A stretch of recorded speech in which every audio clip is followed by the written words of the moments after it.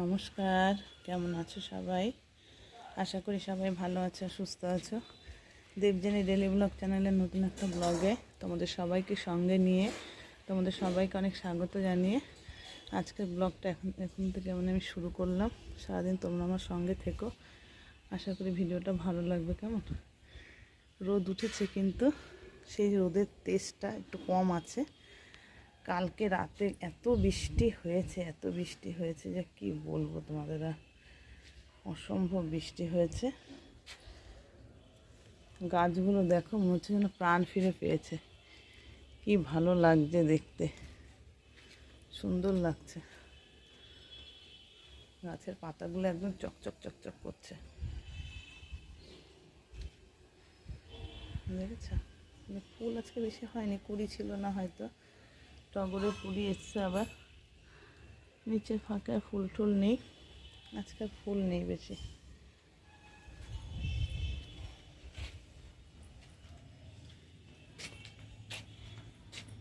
লণ্ঠন জামাটা ফুটেছে, দেখা কি সুন্দর ফুলটা। কুড়ি আছে কিন্তু অনেক, এবার ফুটবে আস্তে আস্তে, সব হবে আর কি। লঙ্কা গাছের পাতাগুলো দেখো, মানে গাছে জল না পেয়ে, বৃষ্টির জল না পেয়ে পেয়ে অবস্থা হয়েছে। কত ফুল এসছিল, সব নষ্ট হয়ে গেছে জল না পেয়ে।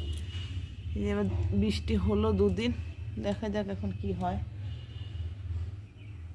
কি হবে কিছুই বোঝা যাচ্ছে না। ওদিকে দেখো, পরশুদিন সন্ধেবেলা হয়েছে ঝড় বৃষ্টি, বিশাল ঝড় বৃষ্টি হয়েছে। কালকে রাতে 12টা বাজতে 10 বাকি, তখন ব্রজ বিদ্যুৎ সহ এত বিদ্যুৎ চমকাচ্ছে, মেঘ ডাকছে, তেমনি ঝড় আর বৃষ্টি। গাছের অবস্থা দেখেছ? সরু না, ডালগুলো লম্বা হয়েছিল, কেমন হেলে দুলে পড়ে গেছে। দেখো লেবু গাছের পাতাগুলো কি ভাল লাগছে, দেখেছো? গাছের গোড়া কেমন জল জমে আছে বৃষ্টির জলে। দেখো সব ধনে গাছটা দেখো, জল না পেয়ে পেয়ে গাছগুলো সব নষ্ট হয়ে যাচ্ছিল। দুদিন পর পর বৃষ্টি হলো, দেখা যাক এবার কি হয়। এই যে ক্যাপসিকাম দেখো, এক জায়গায় 3টে, দেখেছ? কি হবে, বড় হচ্ছে না সেইভাবে, দেখা যাক আস্তে আস্তে কি হয়। আজকে আর কোনো ফুল নেই। এই তুলসী গাছগুলো পুরো কেমন নষ্ট নষ্ট হয়ে গেছে পাতাগুলো, এই গাছগুলো পরিষ্কার করতে পারিনি আমি। দেখি কবে করে উঠতে পারি, এখান থেকে কটা তুলসী পাতা নেব, ফুলটা রেখে দাও, কটা পাতা ছিঁড়ে নিই। তুলসী পাতাগুলো তোলা হয়ে গেছে, মঞ্জুরি সমেত ভেঙে নিয়েছি। তো মালা গাঁথবে, মালাতেও দেবে, ঠাকুরের চরণেও দিতে পারবে, সেই কারণে এইভাবে আমি নিই, ধুয়ে একবারে নিয়ে যাই ভালো করে। চলো তাহলে চলে যাই।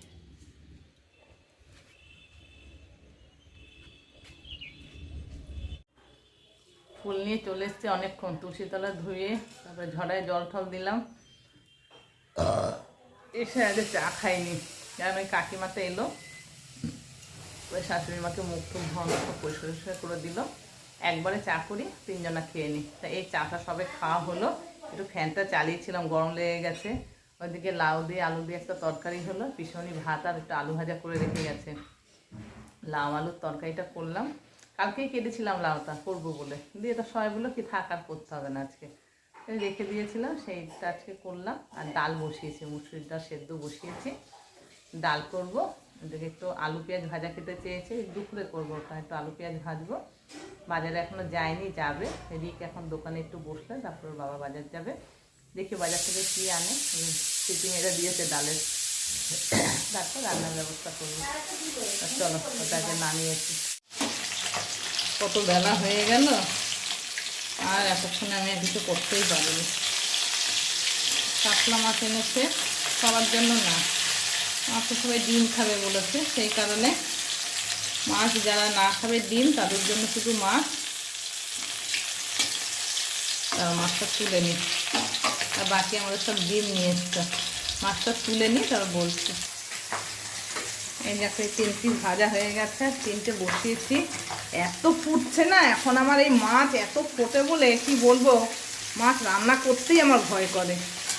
প্রত্যেক দিন মাছ ভাজতে গেলে তেল এসে চোখে মুখে হাতে, মানে কোথাও বাদ নেই, পুড়ে পুড়ে আমার দেহটা একদম শেষ হয়ে গেল।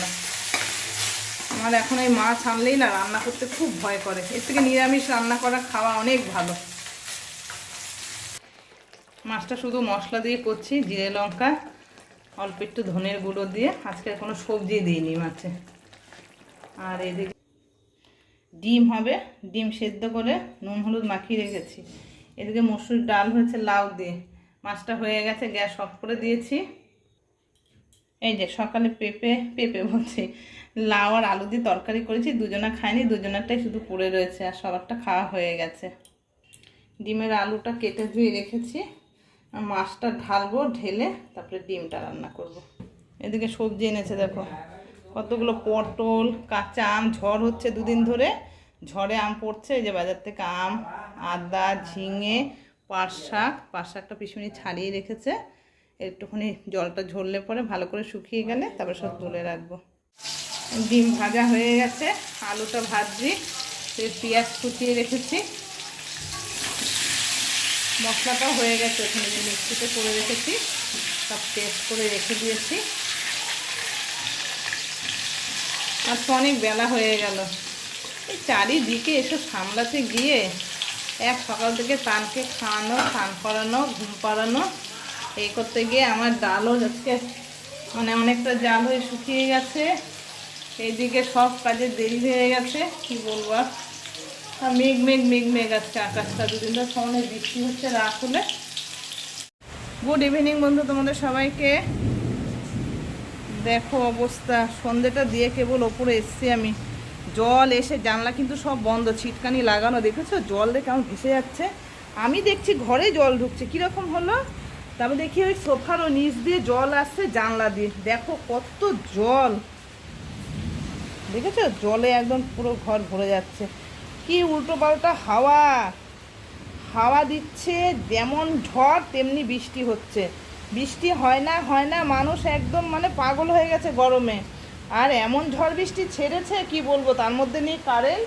এখন তো এই চার্জারের লাইট জ্বালিয়েছি, শুধু চার্জ দিয়ে রেখেছিলাম, বিকেল থেকে লাইটটা জ্বালিয়ে রেখেছিলাম, তা নাহলে এই আলোটাও পেতাম না। যাই হোক, এখন জলটা আগে একটু পরিষ্কার করে নিই। কেমন দাঁড়াও, দেখো অন্ধকার, কি দেখাবো। আবার এই জানলার এই সাইড দিয়ে জল পড়ছে। এতক্ষণ ওই দিক দিয়ে পড়ে ঘর ভাসলো, এখন এইখান দিয়ে পুরো জল পড়ে সিঁড়ি দিয়ে গড়িয়ে যাচ্ছে। ওইদিকে 3 তলা থেকে জল আসছে, মানে জলে সব ভেসে যাচ্ছে ঘর আমার। কি অবস্থা বলো তো। এই জানলাগুলো দিয়ে দেখো এখান থেকে জল বেরোচ্ছে, দেখতে পাচ্ছ যে জল গড়িয়েছে, যে সব ওইভাবে ছাড় দিচ্ছে হাওয়া, আর ওই দিক দিয়ে পুরো জল গল করে ঢুকছে ঘরে। জানলাগুলো মানে ঠিকঠাক ওইগুলো ফ্রেমগুলো সেট নেই নাকি জানি না। দেখো এই জল, কত জল ওই চেপে নিয়ে এটা দিয়ে কাচিয়ে ফেললাম। এখন পুরো বারান্দা আবার ভালো করে মুছতে হবে। পুরো বারান্দা মুছে নিলাম, আবার জল পড়ছে, কিছু করার নেই। আর মানে বৃষ্টি একটু কম, এখন একটু কম আছে পড়া। এরপর বেশি যদি জল পড়ে আরও, আর কিছু করার নেই। আমি এখন নিচে নেমে যাব, কারণ খুব জোরে জোরে বাজ পড়ছে আর আমার খুব ভয় করছে এখন। চলো নিচে যাই।